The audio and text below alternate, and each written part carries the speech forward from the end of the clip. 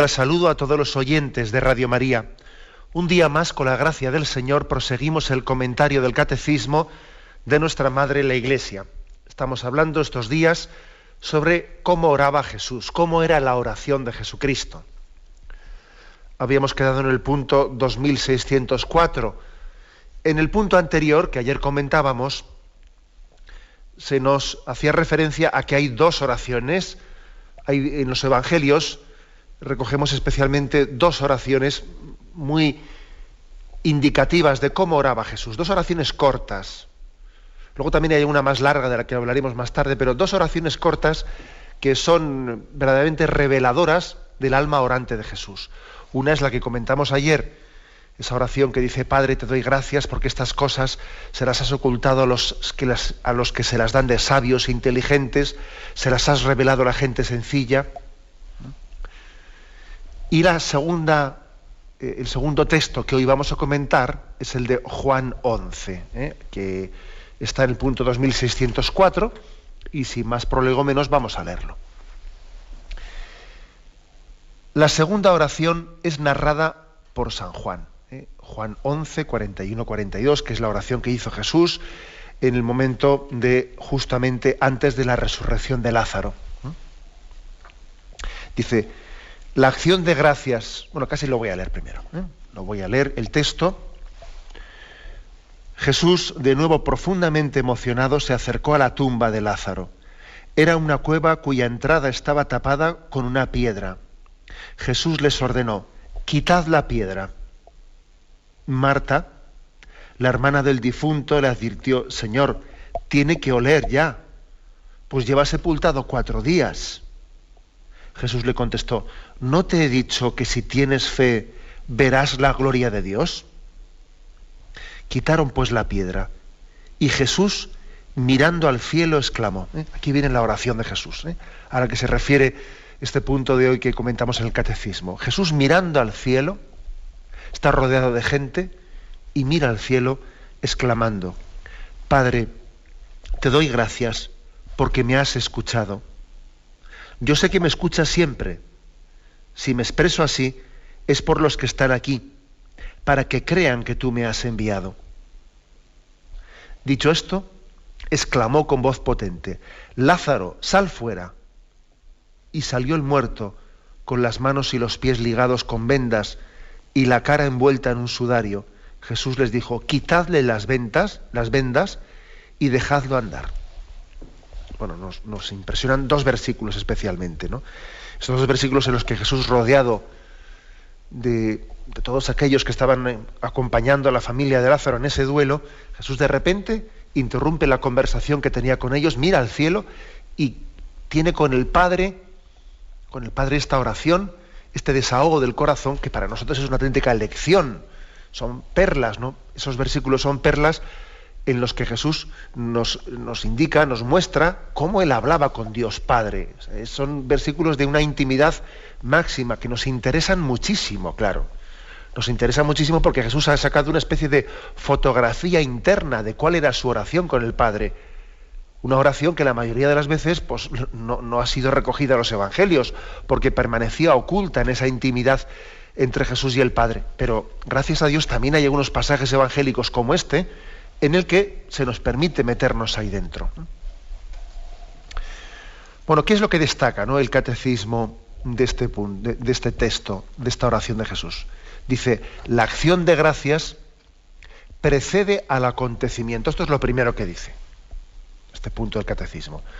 Bueno, pues que es sorprendente que haya comenzado diciendo: Padre, te doy gracias porque me has escuchado. Hombre, si todavía no se lo has pedido, espérate un poco, Jesús, a que tú le hayas pedido al Padre el milagro de la resurrección de Lázaro, y después de que te lo haya concedido, entonces ya te ha escuchado y darás gracias después, ¿no? Pues fíjate qué sorpresa que Jesús comienza diciendo, antes de pedir nada: Padre, te doy gracias porque me has escuchado.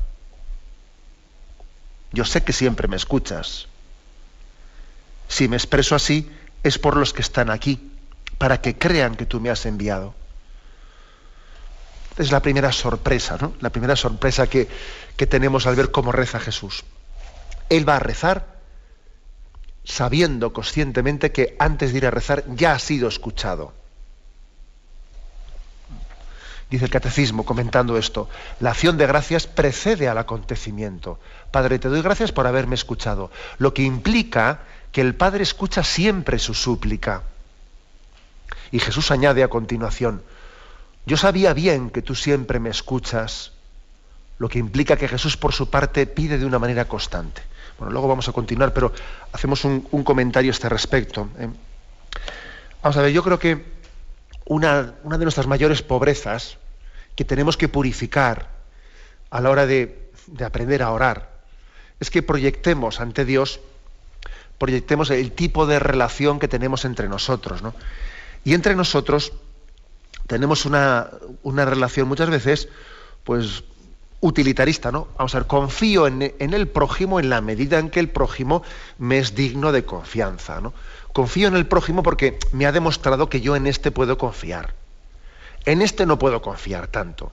Entonces, de alguna manera, uno va, para con el prójimo, va administrando su relación, pues de una manera, dependiendo lo que cabe esperar de esta persona, ¿no? ¿Qué tipo de respuesta me puede dar? Inevitablemente, en esa relación que tenemos con el prójimo, estamos aplicando esa forma que se dice en latín, esa fórmula latina, do ut des, doy para que me des. Yo me relaciono contigo y te doy en la medida en que yo sé que tú me vas a dar a cambio, ¿no? Estamos muy condicionados, ¿no?, por esta relación utilitarista que tenemos entre nosotros. No digo que el hombre tenga que estar necesariamente, tiene que moverse por este principio, porque tenemos también, el hombre tiene capacidad de amar, y amar incondicionalmente, pero también somos carnales, y como carnales que somos, existe una tendencia muy grande en nosotros a relacionarlos utilitaristamente. Do ut des, doy para que me des, ¿no? Es decir, que hacemos un cálculo de reciprocidad, que es como un móvil interesado de la acción. Nuestra acción tiene un móvil, ¿no? ¿Cuál es el móvil de mi acción? ¿Cuál es el motor de mi acción? El cálculo de reciprocidad. Yo calculo que este me va a dar y entonces yo también le doy porque sé que él me va a dar, etcétera. Acordaros de ese pasaje del Evangelio que dice, ¿no? Si dais únicamente a aquellos de los que esperáis recibir, ¿qué beneficio tenéis, ¿no? ¿Qué mérito tenéis? Si estáis dando esperando a cambio. O sea, existe esta forma de actuación en nosotros que es muy carnal, y, muy explicable desde la lógica carnal, pero que evidentemente estamos llamados a trascender. Y lo gordo del asunto es que este tipo de relación utilitarista, pues no únicamente la tenemos entre nosotros, sino que es que hasta también tenemos el riesgo de proyectarla con Dios.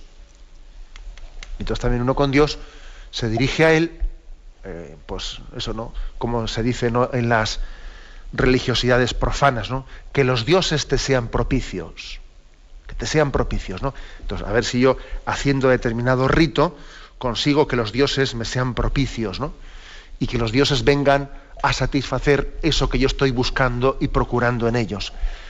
Esa expresión de religiosidad pagana, ¿no?, que los dioses te sean propicios, en el fondo, ojo, que tenemos el riesgo todos, ¿no?, de estarla, no de una manera tan fuerte, ¿no?, como esa expresión indica, pero sí de una manera infiltrada puede estar presente en nuestra oración, en nuestra relación con Dios. Y resulta que Jesús nos sorprende cuando se dirige al Padre con una gratuidad en la relación total, una gratuidad total. La sorpresa es que Jesús le dice al Padre: Padre, te doy gracias porque ya me has escuchado. Y se lo dice antes de habérselo pedido. Es decir, que hay una confianza plena entre Cristo y el Padre, de que la voluntad del Padre va a ser lo mejor para el Hijo. Y el Hijo no busca otra cosa que la voluntad del Padre. Es una auténtica lección para nosotros en nuestra forma de relacionarnos con Dios. Uno, para orar bien, para orar bien, tiene que saber de antemano que ya ha sido escuchado. Tiene que saber de antemano que Dios en Jesucristo nos quiere y nos ama mucho más de lo que yo me quiero a mí mismo, que tenemos el problema incluso de que yo a veces no me quiero bien a mí mismo y no sé lo que me conviene, y Dios me va a dar más de lo que yo incluso le voy a pedir. El amor incondicional de Dios supera mi petición. Dios me quiere mucho mejor, más y mejor de lo que yo me quiero a mí mismo. Por eso uno comienza orando y diciendo: Padre, te doy gracias porque ya me has escuchado. Este es un punto de partida. Orar bien supone esto. Si no tenemos fe en esto, ya vamos mal, porque parece que yo tengo que hacer un pulso con Dios. Hazme caso, que me quieras. Te he dicho que me des esto y no lo otro. Pero hombre, pero ¿a dónde vas? ¿A dónde vas eso, no? Es decir, tú estás partiendo de una imagen de Dios que es proyección de tus miserias. ¿Tú te piensas que Dios es como tú o qué? Por eso confía en la voluntad de Dios, confía en que Él te ama incondicionalmente. Solamente uno puede dirigirse de esa manera a Dios Padre, ¿no? Y Jesús nos lo enseña claramente. También uno entiende, al escuchar esto de cómo Jesús da gracias antes de haber pedido, te doy gracias porque me has escuchado, entiende otros pasajes del Evangelio. Por ejemplo, ese pasaje del Evangelio de Mateo, dice: tened fe en Dios. Yo os aseguro que quien dice a este monte, quítate y arrójate al mar, y no vacile en su corazón, sino que crea que va a suceder lo que dice, lo obtendrá. Por eso os digo, todo cuanto pidáis en la oración, creed que ya lo habéis recibido y lo obtendréis. Es curioso este pasaje del Evangelio, ¿eh? Dice: tú cuando vayas a pedir, tú cree firmemente que ya te ha sido dado antes de pedirlo y lo tendrás. Esto refuerza un poco lo que acababa de afirmar antes. Es decir, se trata de decir: yo voy a pedirle a Dios, pero yo sé que Él me quiere más que de lo que yo me quiero a mí mismo, con lo cual Él como Padre amoroso que es, Él me va a dar lo que necesito. Con lo cual yo ya sé que me va a dar lo que le he pedido, o incluso es posible que mejorado. Igual a mí me cuesta entenderlo, pero yo sé que lo que Él me va a dar es lo que yo le pedía y es posible que bastante mejor. Por eso dice, ¿no? Por eso os digo, cuando pidáis en la oración, creed que ya lo habéis recibido y lo tendréis. Al final, la clave de la oración, para hacer bien la oración, es esta. O sea, es decir, saber que yo me confío plenamente al amor misericordioso de Dios. Confío plenamente en su amor, en su voluntad hacia mí. Me fío más de Él que de mí mismo, vamos. Este es el punto básico, el punto de partida para toda oración bien hecha. Al mismo tiempo, uno se mete en esta frase de Jesús y dice el catecismo, implica que eso de que el Padre escucha siempre la súplica de Jesús, implica que Jesús está continuamente orando con el Padre. O sea, que Jesús tiene esa experiencia. Padre, yo sé que tú siempre me escuchas.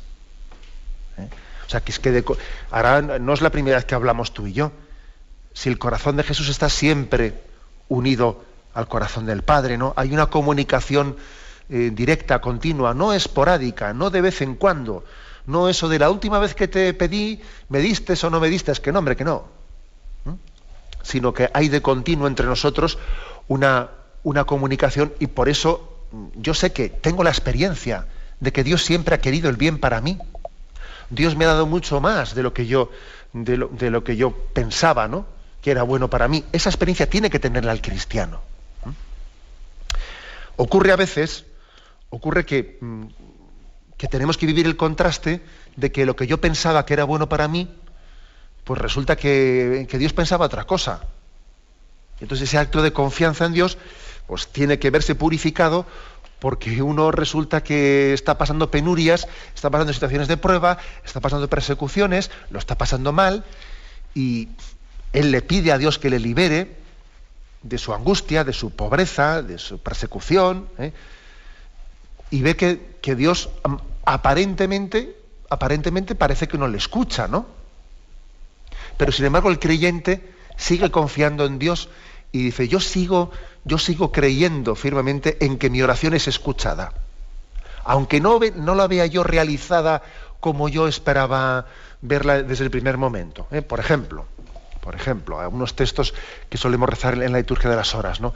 Hay un himno del cántico de Habacuc, que rezamos en la liturgia de las horas, que es el capítulo 3 de Habacuc, que dice: aunque la higuera no echa yemas y las viñas no tienen fruto, aunque el olivo olvida su aceituna y los campos no dan cosechas, aunque se acaban las ovejas del redil y no queden vacas en el establo, yo exultaré con el Señor, me gloriaré en Dios mi Salvador.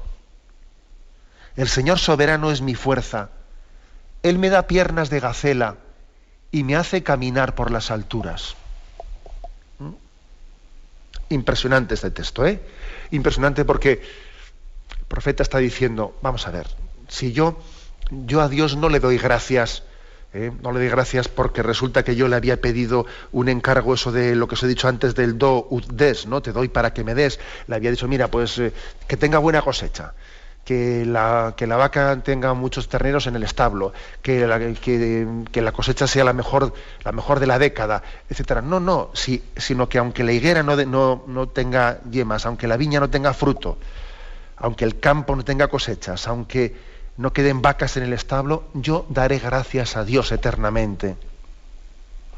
Porque sé que mi oración ha sido escuchada, más allá de la prueba, más allá de este momento de prueba interior, porque también el Señor a veces retarda en conceder lo que le pedimos, entre otras cosas, como dice San Juan Crisóstomo, que ya llegaremos a esto, a veces Dios retarda en conceder lo que le estamos pidiendo para que, mientras que se retarda su don, estemos con Él, que es más importante estar con Él,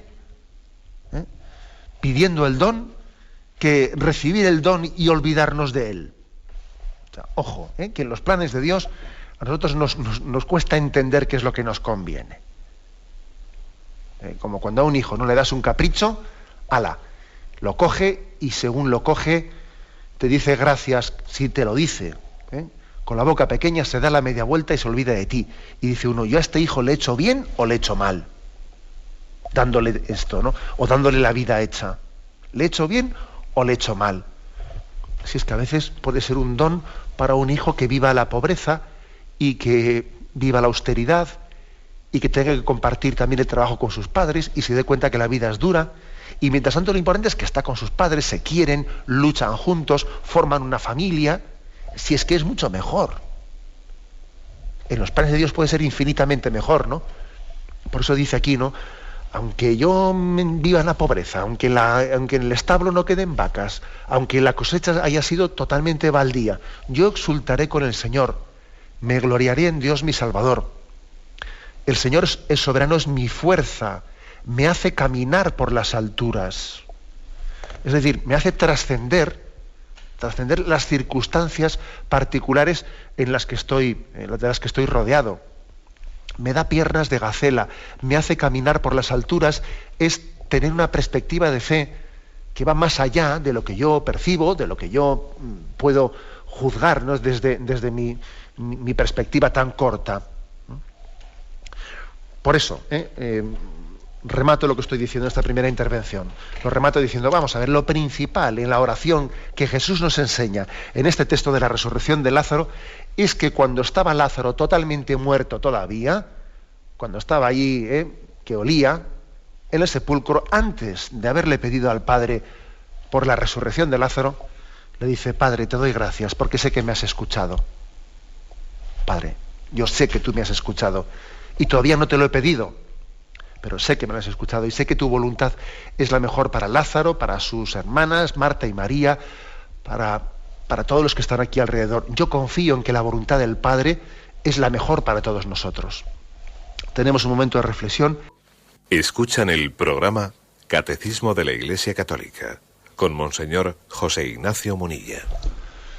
Continuamos en el día de hoy la explicación del punto 2604. En él hemos leído el texto de la oración que hizo Jesús antes de la resurrección de Lázaro. Una oración impresionante en la que Jesús ora al Padre: Padre, te doy gracias porque sé que tú siempre me escuchas, pero te lo digo por los que me están escuchando, por los que nos rodean en este momento. Están ellos siendo testigos de cómo Jesús tiene una oración con el Padre, una oración continua, una oración de continua confianza, una oración de continua comunicación. Y Jesús quiere compartirla en voz alta, ¿no? En voz alta ante ellos. Yo sé que me escuchas siempre. Si me expreso así, es por los que están aquí, para que crean que tú me has enviado. Y dicho esto, exclamó con voz potente: Lázaro, sal fuera. Dice el Catecismo, la oración de Jesús nos revela cómo pedir. Antes de que lo pedido sea otorgado, Jesús se adhiere a aquel que da y que se da en sus dones. El dador es más precioso que el don otorgado, es el tesoro, y en él está el corazón de su Hijo. El don se otorga por añadidura. Vamos a ver, esto es muy importante, lo que dice aquí el Catecismo. Jesús nos ha enseñado en su forma de pedir que lo principal es el apego que tenemos, si se puede utilizar la palabra apego, ¿no? La adhesión incondicional que tenemos al dador de los dones, no a los dones que Dios nos pueda dar. Aquí a veces ponemos la intensidad en decir yo busco los dones de Dios. Vamos a ver, ¿qué es más importante? ¿Que yo busque los dones de Dios o que yo busque al Dios dador de los dones? Puede parecer un juego de palabras, pero hay mucha diferencia, ¿eh? Hay mucha diferencia. ¿Yo qué es lo que busco? ¿La paga de mi Padre? ¿O al revés, busco a mi Padre que me da la paga o no me la da? ¿Eh? Pero esa diferencia no es un juego de palabras, ¿eh? No, es una diferencia sustancial. Y esto ocurre en nuestra relación con Dios. ¿Yo dónde pongo el corazón?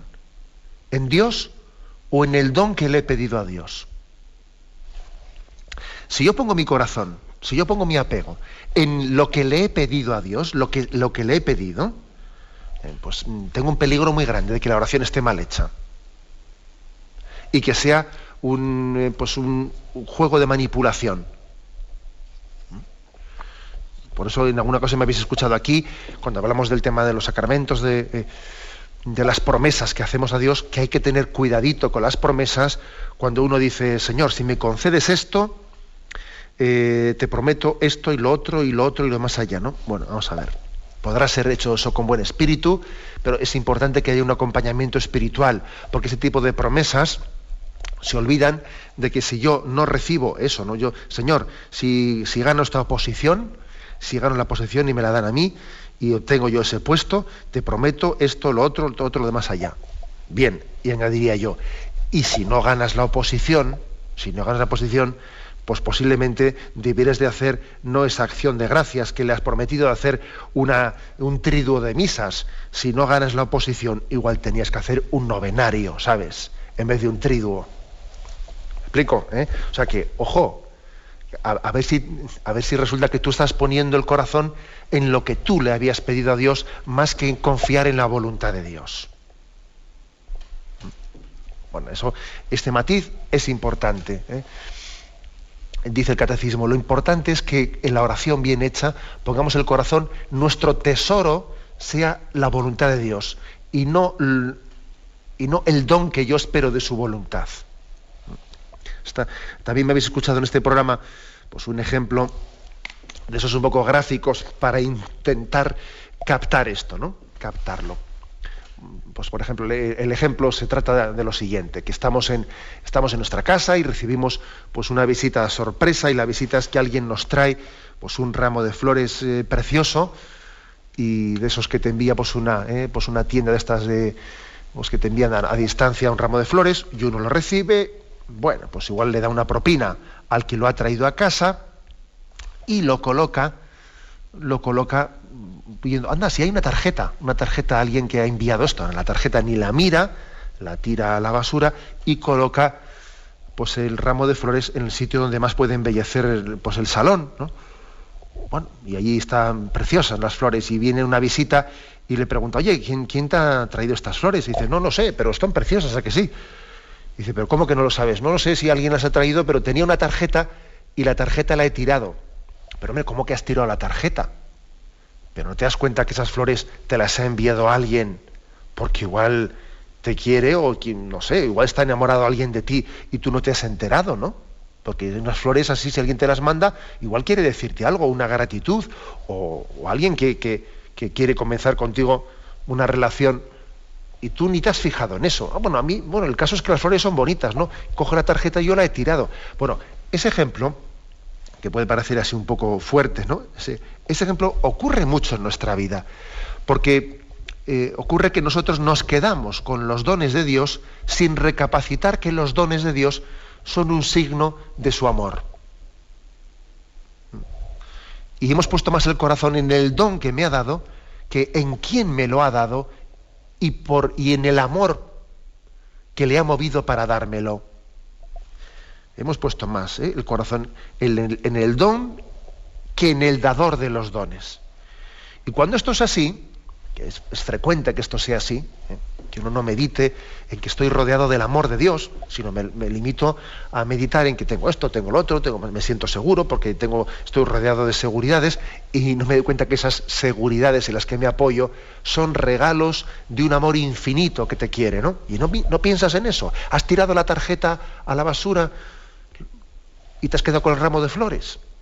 Cuando esto ocurre, claro, hay mucho riesgo de que en el tipo de oración que yo haga, yo vaya pidiendo, tengo un apego hacia las cosas concretas que pido, olvidándome, despreocupándome, ignorando, poniendo bajo sospecha, no confiando en Dios mismo, en su amor incondicional. Porque he tenido con Él previamente una relación utilitarista de falta de gratitud, falta de reconocimiento, y entonces mi oración va a estar viciada, de partida. Bueno, por esto, ¿no? Esta referencia, dice aquí el catecismo, el don se otorga por añadidura, y aquí nos remite a Mateo 6, 21, 33, que lo vamos a leer. Dice, donde tengas tus riquezas, allí tendrás también el corazón. Es un texto dice, atesorad riquezas para el cielo, porque donde tengas tus riquezas, allí tendrás también tu corazón. Y luego dice el versículo 33, porque aquí se nos citan dos versículos, 21 y 33. Vosotros, antes que nada, buscad el reino de Dios y todo cuanto lleva consigo, y Dios os dará las demás cosas por añadidura. Fijaros que aquí he dicho, ¿no? Por lo tanto os digo, no andéis preocupados pensando que vais a comer o que vais a beber para poder vivir, o qué ropa vais a cubrir, con qué ropa vais a cubrir vuestro cuerpo. ¿Es que no vale la vida más que la comida y el cuerpo más que la ropa? Mirad las aves que vuelan por el cielo. No siembran, ni cosechan, ni guardan en almacenes, y sin embargo vuestro Padre Celestial las alimenta. Pues vosotros valéis mucho más que estas aves. Por lo demás, ¿quién de vosotros, por mucho que se preocupe, podrá añadir una sola hora a su vida? ¿Y por qué preocuparos a causa de la ropa? Aprended de los lirios del campo y fijaos cómo crecen. No trabajan ni hilan, y sin embargo os digo que ni siquiera el rey Salomón, en todo su esplendor, llegó a vestir como uno de ellos. Pues si Dios viste así a la hierba del campo, que hoy es verde y mañana será quemada en el horno, ¿no hará mucho más con vosotros, hombres de poca fe? Así pues, no os atormentéis diciendo que comeremos, que beberemos, o con qué nos vestiremos. Estas son las cosas que preocupan a los paganos, pero vuestro Padre Celestial ya sabe lo que necesitáis. Vosotros, antes que nada, buscad el reino de Dios y todo cuanto lleva consigo, y Dios os dará las demás cosas por añadidura. Bueno, como veis, aquí nos remite el catecismo como una conclusión de esta oración de Jesús, diciendo, o sea, nosotros pongamos el corazón en Dios y los dones vendrán por añadidura. Igual no en el orden que nosotros habíamos pensado que era lo conveniente, no en la proporción que yo pensaba, pero tú fíate más de Él,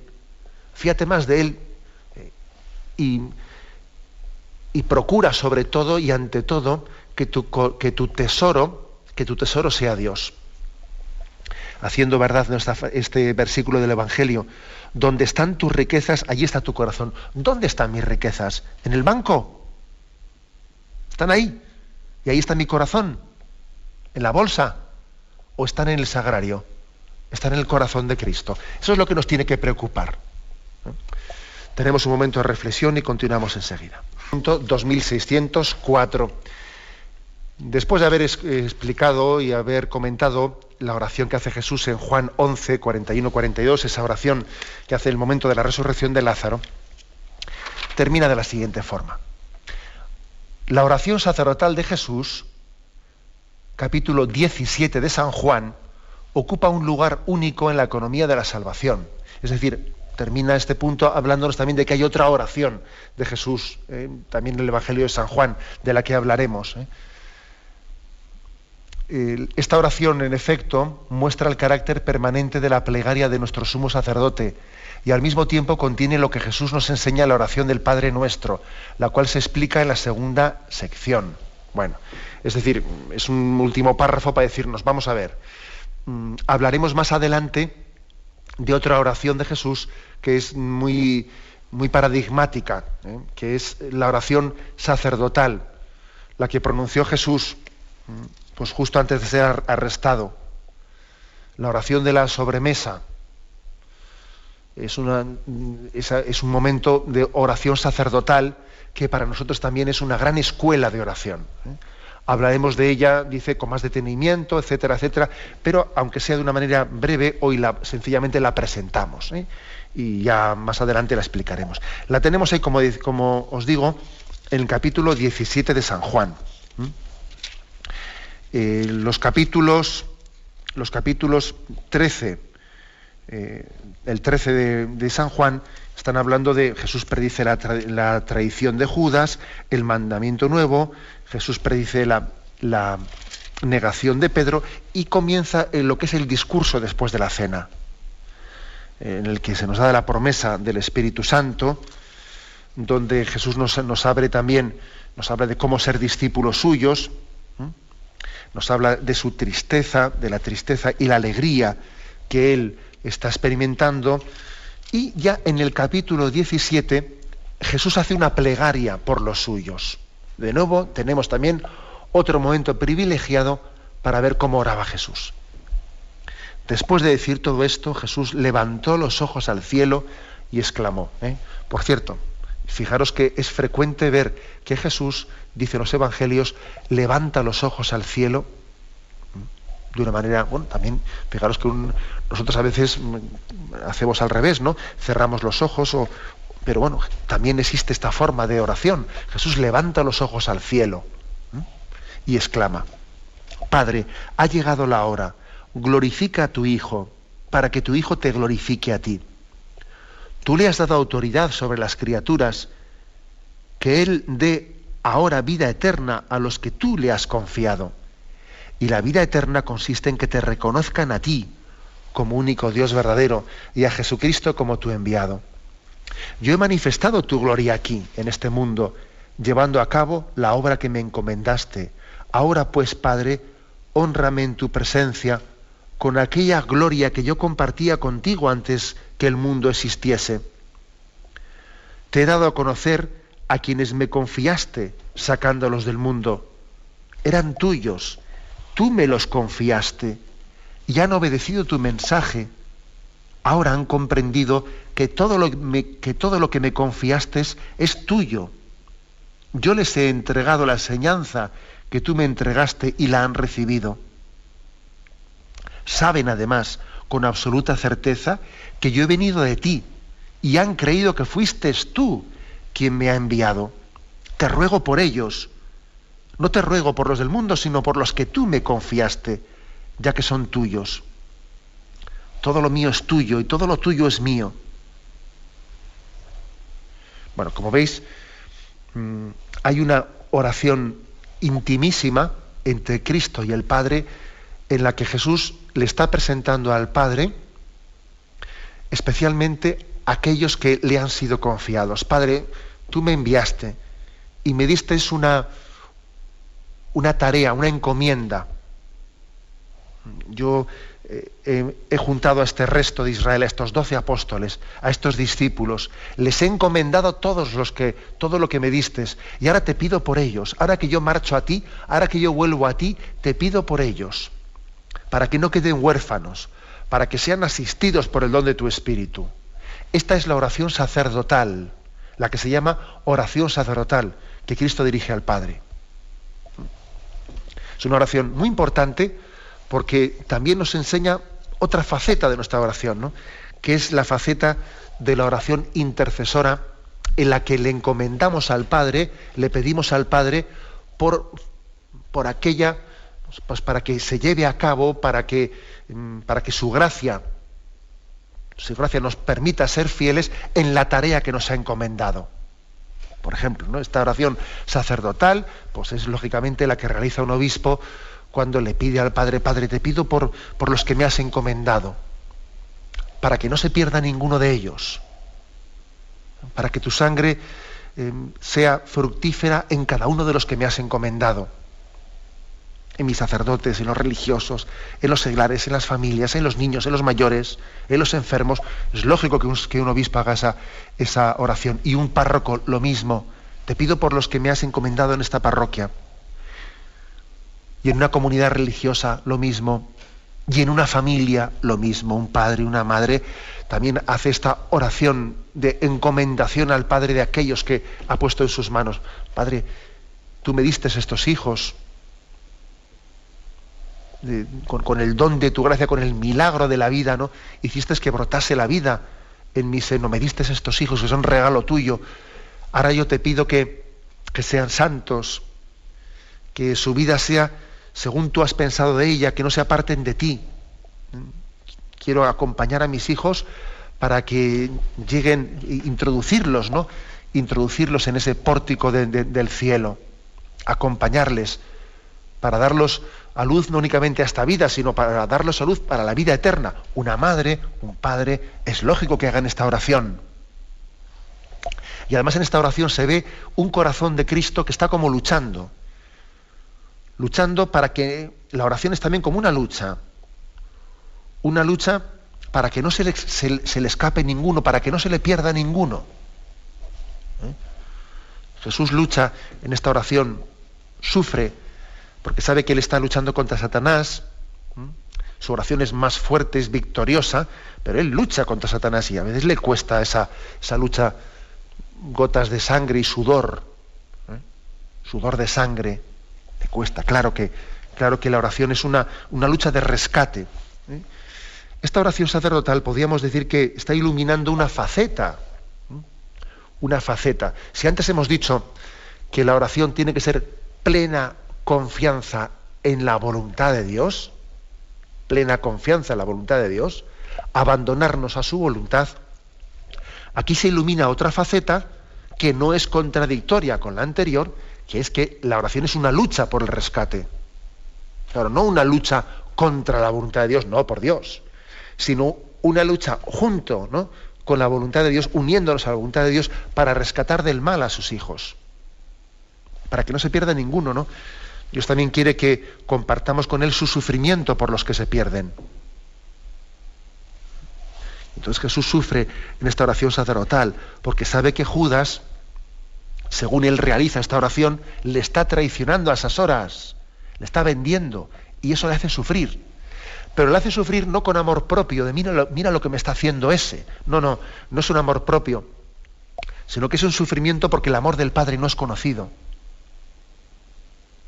Y eso es lo impresionante, ¿no? Este es el tipo de oración que también Jesús nos quiere enseñar en este momento. Que también será una oración que está introducida, como dice aquí en el Padre Nuestro, porque en el Padre Nuestro se pide explícitamente que su nombre sea conocido, que su nombre sea honrado. Y aquí en la oración sacerdotal se está pidiendo por los que me has encomendado, para que todos te conozcan, para que ninguno se pierda.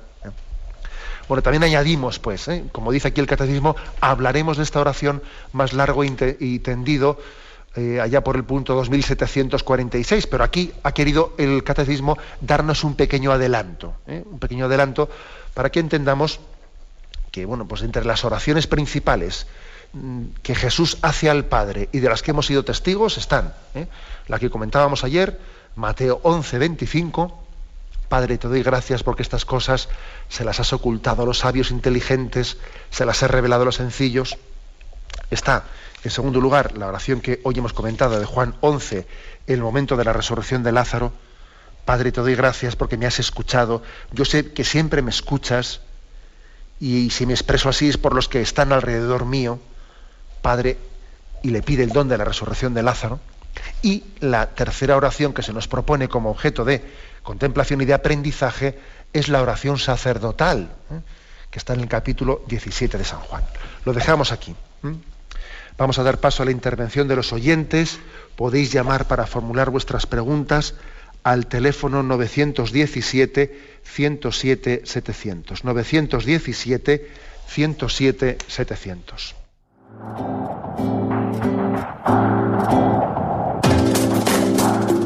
Estos voluntarios que dan su tiempo generosamente en el día a día. Un cordial saludo a todos los oyentes de Radio María.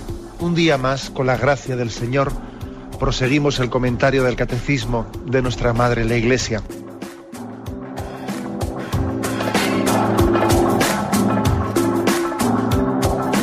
Porque le has quitado la única manera de protesta que tiene. O sea que cuando hay un dolor fuerte no hay que tomar analgésicos, hay que ir directamente al médico. Sí, hay que, bien, pero no analgésicos fuertes para que se cometa el error de bloquear la defensa y no poder llegar al diagnóstico. Bien. ¿Le gustaría tener sus programas favoritos de Radio María para escuchar en cualquier momento? Llame y pídanos el programa que más le interesa en cualquiera de sus emisiones. Recogeremos su petición y sus datos completos para hacer el envío.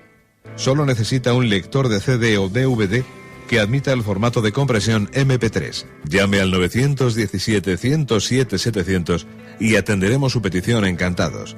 Tome nota. 917-107-700. Radio María, más cerca de usted.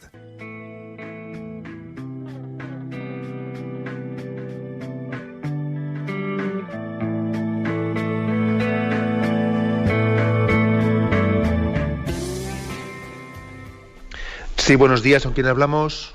Soy Blanca Amelia. Adelante, le escuchamos. Le quería hacer una pregunta sobre la oración. Ayer hablé con una amiga que hace muchos años que no hablaba y por fin salió el disgusto tan grande que tiene, y es que su hijo de 18 años le había dicho que es homosexual. Entonces ella, como siempre, no lleva ese problema solo, sino también por ahí parece que ella ve un síndrome de Asperger. Y en un momento determinado yo le dije, mira, en la película de Lewis, cuando a él se le muere la mujer en Tierras de Penumbra, el descreído colega le dice, ¿ahora rezas? Y él contesta, rezar no cambia nada, rezar me cambia a mí.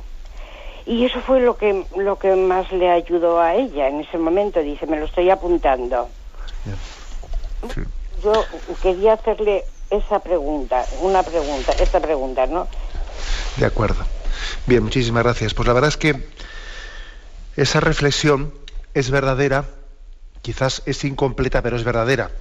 Eso que dice la oración no cambia nada, pero me cambia a mí. Hombre, yo creo que literalmente hablando podría no, o sea, no es correcta, porque la oración tiene la capacidad de cambiar el decurso de la historia y tiene también la capacidad de sanación de las personas y de circunstancias, etcétera, ¿no? Ahora bien, lo que sí que es verdad es que difícilmente la oración, ¿no?, cambiará las cosas si no comienza por cambiarnos a nosotros mismos. Eso seguro. Eso seguro, ¿eh? Es decir, cuando uno dice, a ver, yo voy a pedir por la sanación de un enfermo, voy a pedir por mi hijo que tiene pues un problema serio, o tiene un problema de fracaso escolar, o esto, lo otro, o más allá, montones de circunstancias, o también el problema que su amiga le planteaba con su hijo que había manifestado, pues el tema de la homosexualidad, etcétera. En todo ese tipo de casos, vamos a ver, lo principal es que la oración que yo haga comience por cambiarme a mí, al que la realiza, al corazón de la madre, pues para que no viva esa situación pues con una especie de amor propio herido, ¿no? Amor propio herido, y ahora me siento fracasada, y no sé qué, y no sé cuántos, ¿no? Porque es muy fácil, ¿no? Que uno pues viva un problema como ese que le ha presentado su amiga, o cualquier otro problema, como una especie de frustración personal. Eso es lo primero que tiene que ser sanado en la oración que hacemos. Padre, te pongo este problema, te presento este problema que tú bien conoces, tú lo conocías antes de que mi hijo me lo revelase a mí, te lo pongo en tus manos. Y por de pronto ya haciendo esto, comienzo a sanarme yo, mi amor propio, mi rabia, en que yo quería las cosas no sé qué, que me saliesen redondas, ¿no? Bueno, y ya comienzo a sanarme. Y ahora ya ese poder de intercesión que tiene la oración, claro que puede cambiar también las cosas, ¿no? O sea, desde mi transformación interior muchas cosas pueden cambiar, ¿eh? Porque la oración lo puede todo. La gracia de Dios es capaz de transformar un mundo herido por el pecado. Bueno, adelante, damos paso a un siguiente oyente. Buenos días. Buenos días. Sí, adelante, la escuchamos. Mire, padre, yo tengo que dar mi testimonio de cómo cambió la oración, todo, ¿no? Yo he tenido mis hijos que prácticamente perdidos, he estado en la desesperación más absoluta como madre. Y bueno, pues Dios me ha dado el regalo de la oración y empecé a hacer laudes y a continuar pues con todo el resto de las horas y a procurar mantener lo que es la oración perpetua, y entonces mis hijos han ido cambiando. Yo he visto cómo mi hijo se ha dado la puerta de la cárcel, he visto cómo mi hija ha dejado cosas que no tenía que hacer y cómo han entrado en una vida absolutamente normal. Hoy en día, aunque todavía nos queda algo que hacer, por supuesto, nos queda mucho que hacer, pero he visto como mis hijos pues ya tienen pues su casa, tiene su mujer, tiene su hija, estamos planteando lo que es el bautizo y el matrimonio, sí, ya sabes, las cosas un poco desordenadas, pero bueno, y desde luego aquella desesperación y aquella cosa terrible y tremenda en la que estábamos metidos todos, pues ha ido pasando, gracias a Dios. De acuerdo. Bueno, pues muchísimas gracias por ese testimonio, que en el fondo no hace sino confirmarnos en la palabra de Jesús. Si tuvieseis fe en vuestra oración, diríais a esta montaña que cambie de sitio y veríais, ¿no?, cómo se transforma. Bueno, pues usted ha sido testigo, ha sido testigo cómo ha tenido que, o sea, cómo Dios ha querido que usted cambie primeramente, como decía el oyente anterior, que su oración a usted le permita cambiar y confiar en Dios, confiar más en la gracia de Dios, que en muchas broncas humanas, que a veces uno dice, pero vamos a ver, si yo me doy cuenta que hay que solamente con las broncas, solamente con los disgustos, o sea, no cambiamos nada, todavía lo que hacemos es todavía estamos haciendo un hoyo mayor, hacemos un abismo mayor, ¿no? Cuando ante un problema lo que nos sale es enrabietarnos y rebelarnos y nada, ¿no? Y en el fondo no corregimos bien, corregimos mal, porque no tenemos la capacidad de poner las cosas en manos de Dios en la oración. Entonces, a veces también la oración es presentarle a Dios nuestros problemas y también a veces dejar aparcados nuestros problemas y ponerme yo delante de Dios y decir, Señor, aquí me tienes. Aquí me tienes. O sea que a veces también solucionar los problemas supone, sí, presentárselos a Dios, pero también a veces aparcarlos y decir, Señor, aquí me tienes, porque seguro que aparte de los problemas que a mí me agobian, hay muchas cosas que a ti te gustaría decirme y que yo no estoy para escucharlas, porque como estoy obsesionado con esos 2 o 3 problemas que tengo, igual hay cosas que para ti eran más importantes que estos 2 o 3 problemas y yo estoy con los oídos entaponados y no tengo capacidad de oírte y de escucharte. Por eso esa oración que dice la oyente que hizo, que comenzó a rezar laudes, la liturgia de las horas, Dios comienza a decirle cosas que quería decirle. a través de la liturgia y de la oración que realiza, más allá de los 4 problemas que ya tenía, que le tenían paralizada para el resto de las cosas. Adelante, vamos a pasar a un siguiente oyente. Buenos días. Hola, buenos días, buenos padre. Días, sí. Pues justo eso que usted acaba de decir al final, ¿no? Sí. Yo oro de la manera más sencilla, ¿no?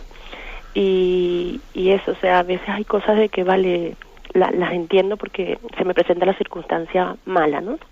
Yo digo, bueno, vale, me imagino, Señor, que me estás dando luz como para no hacerla.